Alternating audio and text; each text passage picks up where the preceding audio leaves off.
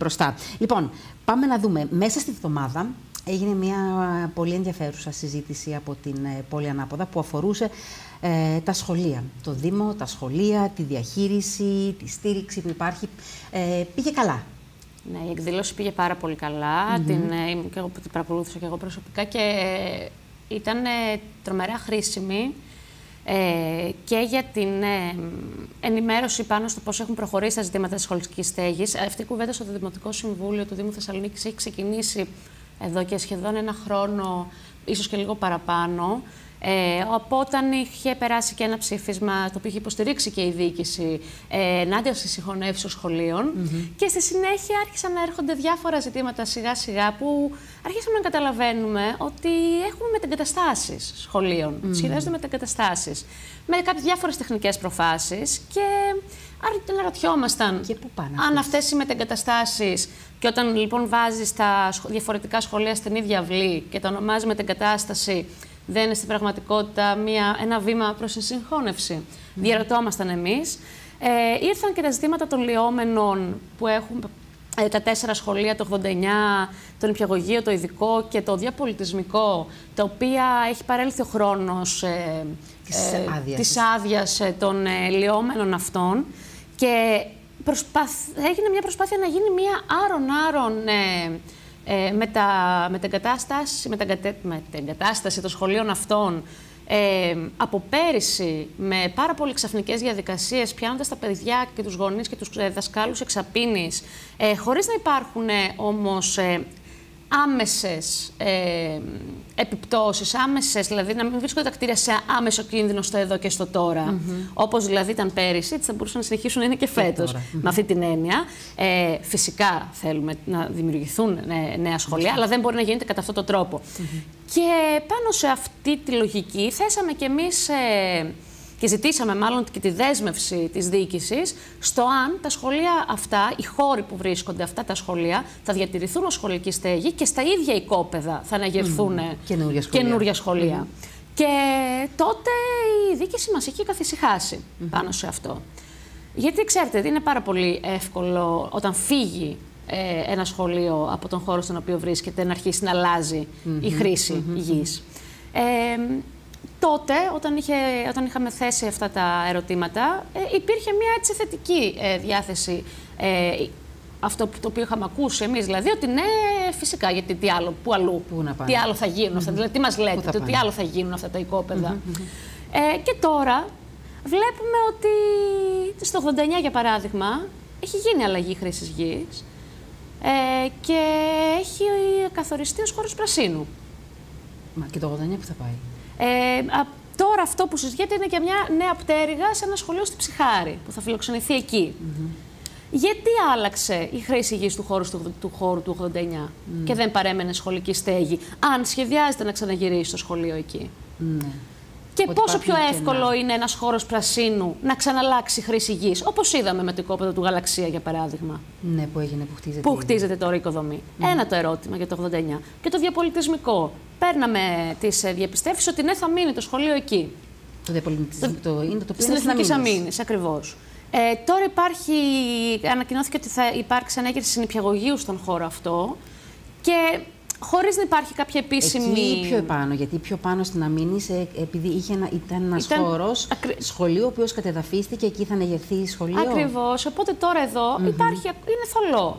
Και για το διαπολιτισμικό, χωρίς να είναι κάποια επίσημη δήλωση αυτή, αλλά έχει αρχίσει να υπάρχει μια συζήτηση γύρω από το κατά πόσο είναι απαραίτητο το διαπολιτισμικό εκεί και γιατί να μην απορροφηθούν οι μαθητές του διαπολιτισμικού από άλλα σχολεία. Εδώ και με κάποιες δηλώσεις ότι αυτό είναι και ακόμα πιο συμπεριληπτικό. Πόσο συμπεριληπτικό είναι να πάνε μαθητές αλόγλωσσοι που δεν γνωρίζουν τη γλώσσα στα σχολεία, στα οποία, γιατί αν υπήρχαν τμήματα υποδοχής, αλλά θα είναι βέβαιος ο Δήμος ότι θα υπάρχουν τμήματα υποδοχής. Θα είναι βέβαιος ότι θα μπορούν τα μαθήματα να γίνονται, γιατί πολλοί από τους μαθητές του διαπολιτισμικού είναι και εργαζόμενοι, έτσι. Ότι θα μπορεί να υπάρχει αυτή η ευελιξία στα προγράμματα όπως υπάρχει στο διαπολιτισμικό και μπορούν είτε πρωινά είτε απογευματινά να βρίσκονται τα ωράρια με ένα τέτοιο τρόπο. Βλέπουμε δηλαδή, και μιλάμε τώρα αυτό για το οικόπεδο στην Εθνικής Αμήνης Τι θα γίνουν αυτά τα οικόπεδα λοιπόν, αν φύγουν τα σχολεία από εκεί. Είναι ένα πάρα πολύ μεγάλο ερώτημα. Αφορά δηλαδή και τη σχολική στέγη και δεν μπορεί επίσης να μπαίνει σχολική στέγη αντιπαραθετικά με το πράσινο. Έτσι. Να φύγει το σχολείο για να γίνει πράσινο. Ναι. Και επίσης, αν οι αυλές των σχολείων σχεδιαστούν με έναν ωραίο τρόπο, και σύγχρονο τρόπο ακριβώς, μπορούν αυτά τα δύο και να συνυπάρξουν. Και τα δύο να γίνουν. Οπότε αυτά όλα συζητήθηκαν στην. Ναι, και μεγάλο, συγγνώμη για τη διακοπή, το άλλο πάρα πολύ μεγάλο ζήτημα, απλά πρέπει να υποθεί, είναι το ζήτημα των ονασίων. Ναι. Έτσι. Αυτό για το οποίο βέβαια στη Θεσσαλονίκη, ο Δήμος Θεσσαλονίκης έχει στην Ξηροκρίνη, έτσι, εκεί είναι, υπήρξε μια αντίδραση και από την πλευρά των παιδιών. Βεβαίως, νομίζω ότι όπως ακριβώς έγινε και με τον Δήμαρχο Κορδελιού Ευόσμου, γενικά ήταν μια θετική διάθεση απέναντι στα δημόσια, στα ονάσια σχολεία. Όχι απλά θετική. Ο Δήμαρχος, ο κ. Αγγελούδης, μας έλεγε ότι αυτή ήταν μάλιστα δικιά του προτροπή προς το Υπουργείο, ότι αυτός το ζήτησε να γίνει και μάλιστα στη Ξηροκρίνη. Ότι θα διεκδίκησε τα ονάσια για την πόλη. Δεν ήταν απλά θετική ως προς την πρόταση. Που εδώ τώρα μιλάμε για ένα ξεκάθαρο βήμα ως προς την ιδιωτικοποίηση της εκπαίδευσης. Μιλάμε ότι σε μια πολύ υποβαθμισμένη και λαϊκή γειτονιά έρχεται και μπαίνει ένα σχολείο το οποίο έχει εισαγωγικές εξετάσεις. Άρα για να περάσουν οι μαθητές σε αυτό θα πρέπει να περάσουν εξετάσεις. Με ό,τι προεκτάσεις μπορεί να έχει αυτό στην παραπαιδεία και την εξωσχολική εκπαίδευση και όλο αυτό το σενάριο για να υποστηρίξει, για να δημιουργηθεί αυτό το σύστημα το οποίο θα μπορεί να προετοιμάζει τους μαθητές για τις εξετάσεις. Δεν λέμε κάτι τρελό, γίνονται αυτά, τα γνωρίζουν οι γονείς πώς λειτουργούν οι εισαγωγικές εξετάσεις σε τέτοιου τύπου ιδιωτική εκπαίδευση. Και πολλοί μαθητές δεν θα περάσουν σε αυτά. Και οι μαθητές λοιπόν που δεν θα περάσουν θα τιμωρηθούν με το να φύγουν από τη γειτονιά τους και να πρέπει να περάσουν τη λαγκαδά για να πάνε στο επόμενο σχολείο. Βέβαια είπαν ότι η εντοπιότητα θα προσπαθήσουν να την κρατήσουν όσο γίνεται περισσότερο σε ένα ποσοστό 60%, αλλά και πάλι θα πρέπει να φύγουν. Και αν δεν περάσουν αυτοί οι μαθητές τις εξετάσεις. Η εντοπιότητα του 60% είναι για τους επιτυχώντες. Πόσοι θα είναι οι μη επιτυχώντες? Ναι. Και βεβαίως το θέμα ότι πηγαίνουν ουσιαστικά και χρησιμοποιείται ένα σχολείο το οποίο κάλυπτε κάποιες από τις ανάγκες, έτσι δεν είναι το σχολείο? Ήταν το σχολείο της γειτονιάς. Ήταν το σχολείο της γειτονιάς. Και τώρα από το σχολείο της γειτονιάς γίνεται ένα charter school στην πραγματικότητα που πέρα από το κομμάτι της ιδιωτικοποίησης, εκπαίδευσης και τα βήματα ως προς αυτό και τα δίδακτρα που μπορούν να έρθουν στη συνέχεια και πάει λέγοντας, μιλάμε για ένα αποτυχημένο παράδειγμα εκπαίδευσης. Τα charter school έχουν εφαρμοθεί στις ΗΠΑ και έχουν αποτύχει και υπάρχουν έρευνες που μιλάνε γι' αυτό. Ούτε καλύτερη εκπαίδευση παρέχουν και κλείνουνε. Μετά το βάθος κάποιων χρόνων κλείνουν γιατί είναι αποτυχημένα μοντέλα. Και βεβαίως είναι αυτό ότι γίνεται μια επιλογή κάποιων σχολείων σε ολόκληρη τη χώρα, ενώ θα μπορούσαν αυτά ενδεχομένως τα χρήματα να δοθούν σε όλη την υπάρχοντα σχολεία και να βελτιωθούν και οι συνθήκες και ενδεχομένως και τα μαθήματα έτσι, τα πιο σύγχρονα τα οποία θέλουν να γίνουν και να μην υπάρχει αυτή η ταχύτητα διαφορετική σε ό,τι αφορά την εκπαίδευση και τα παιδιά. Μάλιστα, αυτό για το σχολείο είναι πάντοτε ένα πολύ σημαντικό θέμα, μια που οι Δήμοι πλέον έχουν στην αρμοδιότητά τους τα σχολεία. Αλλά πάμε να δούμε και ένα άλλο πολύ σημαντικό θέμα που αφορά τα κέντρα πρόληψης Σύριος. Καταρχάς, τι είναι αυτά τα κέντρα? Λοιπόν, κάθε πόλη στη χώρα οφείλει να έχει ένα κέντρο πρόληψης που κάνει δράσεις, ενημερώσεις γύρω από τις εξαρτήσεις και άλλα ζητήματα πρόληψης. Σε σχολεία, γονείς δικογενειακής βίας, σε σχολεία, γονείς μέσα στην κοινότητα στην οποία εδρεύει και πάει λέγοντας πολύ ενεργά, πάρα πολύ χρήσιμα. Και στην Θεσσαλονίκη, όπως και στην Αθήνα, που είναι μεγαλύτερες πόλεις, υπάρχουν περισσότερα από ένα. Στη Θεσσαλονίκη, λοιπόν, έχουμε το κέντρο πρόληψης Σύριος με 2 παραρτήματα μέχρι και σήμερα. Από αύριο δεν ξέρουμε. Από αύριο, όχι. Ανατολικού τομέα, Πέμπτο, Τούμπα κτλ. Τριανδρία και κέντρο και δυτικό κέντρο. Με πάνω από 20 χρόνια δράση, πολύ ενεργή. Μέχρι και χθες είχαν κανονικά ομάδες γονιών και πολιτών που λειτουργούν. Δηλαδή, μέχρι και χθες, σήμερα οι άνθρωποι καλούνται να μετακομίσουν, θα πούμε για τους λόγους, και μέχρι και χθες δουλεύανε κανονικότατα με ομάδες. Τι έγινε λοιπόν? Έφτασε μας κοινοποιήθηκαν καταγγελίες των εργαζομένων στο κέντρο πρόληψης του κέντρο πρόληψης Σύριου του κεντρικού τομέα, για μια πάρα πολύ κακή διαχείριση των τελευταίων 3 ετών. Οικονομική και επιστημονική στο κέντρο, με μια πορεία επιλογής συνεργασίας με μια διεθνής ένωση, τέλος πάντων, για μια διεθνή ένωση η οποία χρηματοδοτείται από το State Department, η οποία διοργανώνει συνέδρια στη Βραζιλία, στη Ταϊλάνδη και σε διάφορους εξωτικούς προορισμούς που καμία σχέση δεν έχουν με την δουλειά που πρέπει να γίνει στο πεδίο και στην πόλη της Θεσσαλονίκης, με ταξίδια μέσω αυτού του συνεδρίου σε όλους αυτούς τους προορισμούς. Επιμόρφωσης, έτσι. Ναι, με διοργάνωση συνεδρίων στην ίδια την πόλη της Θεσσαλονίκης με κόστος κοντά στα 300.000. Δεν ξέρω ποιο τρίμερο επιστημονικό συνέδριο χρειάζεται αυτά τα ποσά για τη διοργάνωσή του. Και το οποίο ήταν 5.000 όμως το αρχικό, έτσι. Ο αρχικός προϋπολογισμός, αν δεν κάνω λάθος, ήταν 5.000. Και που κατέληξε το ποσό, ναι. Αυτές οι και πολυτελή οχήματα κτλ. Κατήγγυλαν οι εργαζόμενοι, οι άνθρωποι που κάνουν την επιστημονική δουλειά, που είναι στο πεδίο, την διαχείριση αυτή και μάλιστα ο επόπτης φορέας, ο ΕΟΠΑΕ, ο πρώην ΟΚΑΝΑ δηλαδή, είχε απορρίψει τη διεξαγωγή αυτών των συνεδρίων. Έτσι, που είναι ο επιστημονικά υπεύθυνος φορέας για το έργο του παραρτήματος. Ο ΟΠΑΕ, πρώην ΟΚΑΝΑ και ο Δήμος, ο κάθε Δήμος είναι υπεύθυνοι για αυτά τα κέντρα. Ο ένας το απορρίπτει λοιπόν και γίνονται κανονικά όμως. Ακριβώς. Άρα αντιλαμβανόμαστε ότι εδώ κάτι αρχίζει και δεν γίνεται σωστά. Υπάρχει δηλαδή μια επιλογή επιστημονικών θεωρητικά συνεργατών που δεν φαίνεται ότι συνάδουν με την επιστημονική κατεύθυνση που έδινε και ο ίδιος ο ΕΠΑΕ. Με τα πολλά, τέλος πάντων, γίνονται αυτές οι καταγγελίες και τι κάνει η διοίκηση? Αποφασίζει η διοίκηση του κέντρου σε συνεργασία με την Αντιδημαρχία Κοινωνικής Πολιτικής, που είναι ο εντεταλμένος του Δημάρχου για το κέντρο αυτό, να μεταεγκαταστήσουν, να μετακομίσουν το κέντρο στον ίδιο χώρο μαζί με το... Αλλά και οι δύο τομείς να είναι 2 σε 1. Να είναι 2 σε 1, που αυτό στην πραγματικότητα είναι συγχώνευση. Γιατί αυτό από τη μία περιορίζει και τη δουλειά. Μιλάμε για χώρους που κάνουν και δουλειά πεδίου και πρέπει να μπορούν να έχουν μία εύκολη πρόσβαση στη γειτονιά, στον χώρο στον οποίο βρίσκονται και πάει λέγοντας. Εξορίζοντάς τους από την περιοχή δράσης τους, στη Τριανδρία, προφανώς και η ποιότητα της δουλειάς τους και οι δυνατότητες τις οποίες μπορούν να έχουν περιορίζονται. Επίσης, θα φιλοξενούνται στον ίδιο χώρο, δηλαδή ένας χώρος που φιλοξενούσε ένα παράρτημα, τώρα θα φιλοξενεί 2. Και βεβαίως είναι και αυτό. Με ό,τι και αν σημαίνει αυτό. Επίσης, δεν έχει σημασία το ότι μπαίνουν, ας πούμε, είναι και παιδιά που πηγαίνουν. Ακριβώς.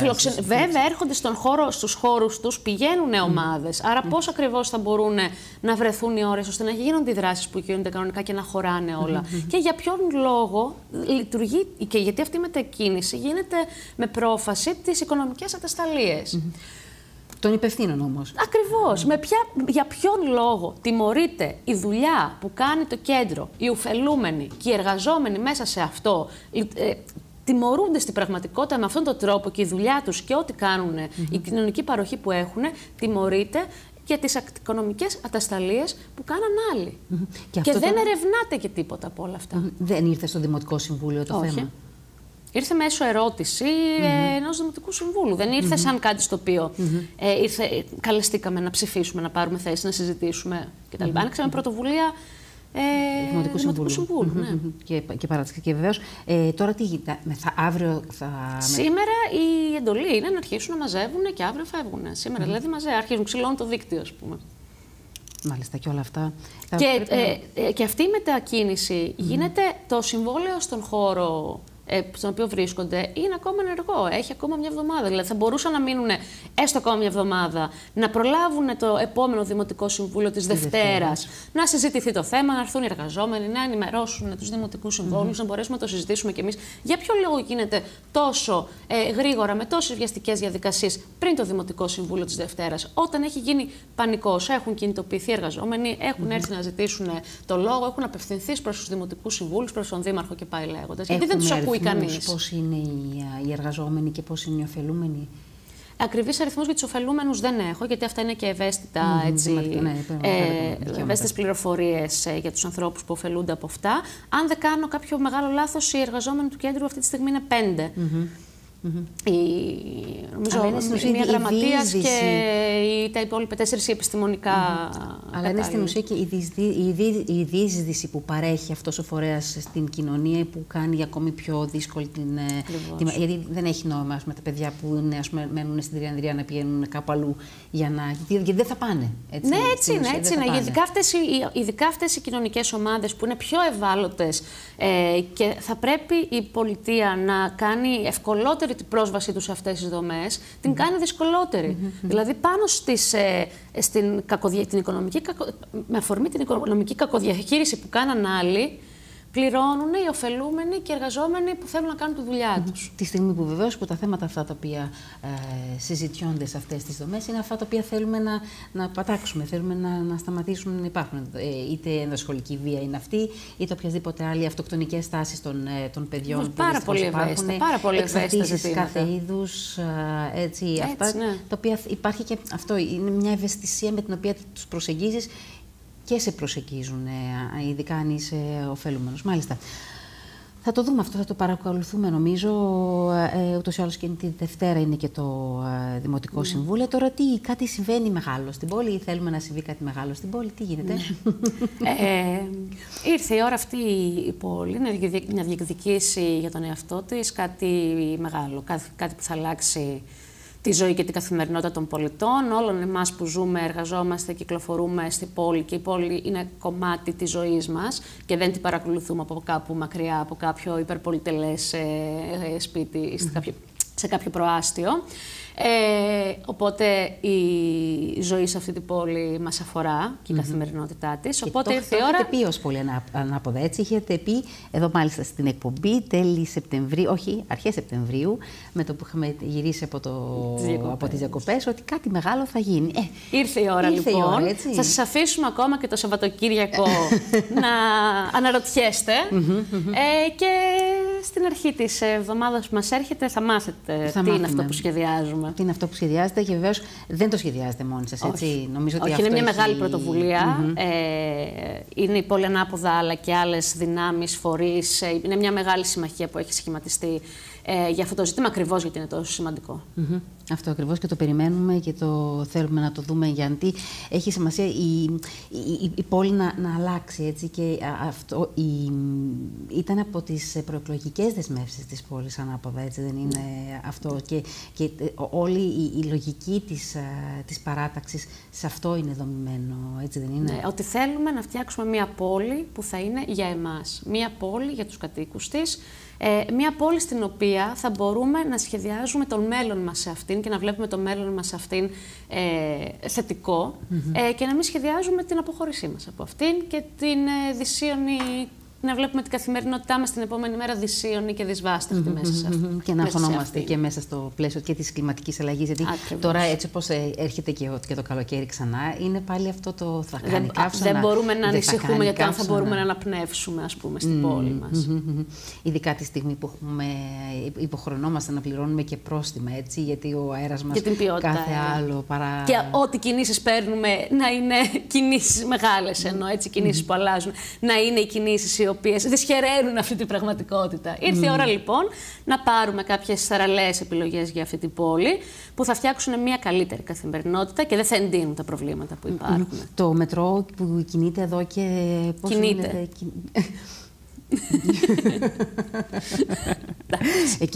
Κινείται, εντάξει. Τώρα μας ανακοίνωσε πάλι ο κύριος Σταχέος ότι δεν θα έχουμε μετρό για κανένα μήνα. Αυτό δεν κυκλοφορεί?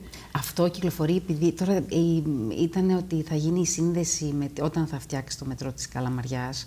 που θα πρέπει για ένα μήνα να μην έχουμε μετρό επειδή. Ναι, αλλά βλέπετε τώρα. Δηλαδή ανακοινώνονται τέτοια πράγματα. Πότε, πού, με ποιον τρόπο, αν θα υπάρξουν εναλλακτικά μέσα τα οποία θα μπορέσουν να απορροφήσουν τον κόσμο που εξυπηρετούνταν από το μετρό όσο συμβαίνει αυτό και δεν θα ξαναπακτωθούμε στα λεωφορεία σαν τις Αρδέλες. Καμία. Υπάρχει μια ανακοίνωση του Υπουργείου και γεια σας. Η καθημερινότητα των πολιτών δεν παίζει κανένα απολύτως ρόλο. Φυσικά απορρόφησε κόσμο το μετρό, έτσι εννοείται. Κόσμο στην περιοχή στην οποία βρίσκεται, έτσι, του ανατολικού κομματιού της πόλης, ειδικά από το 5ο διαμέρισμα. Η διασύνδεση 5ου προς κέντρο. Έτσι, αυτό είναι στην πραγματικότητα. Και λίγο από αυτή την πλευρά, από εδώ πέρα, αλλά λίγο. Αλλά θα πρέπει να συνδεθεί καλά. Αλλά αυτό είναι ένα πολύ μικρό κομμάτι της πόλης. Συνεχίζει και είναι αποσυνδεδεμένη η πόλη, το αεροδρόμιο με τον σταθμό, με πιο πέρα τις δυτικές συνοικίες. Καλά, και το κομμάτι της Τούμπας, τα κομμάτια της πόλης προς τα πάνω, κάθετες συγκοινωνίες δηλαδή. Είδαμε και τις δηλώσεις για το τραμ. Το τραμ, έτσι, ναι. Είδαμε και τις δηλώσεις για το τραμ. Δηλαδή, οποιοδήποτε μέσο έρχεται και είναι ανταγωνιστικός προς το αυτοκίνητο, απορρίπτεται. Ναι.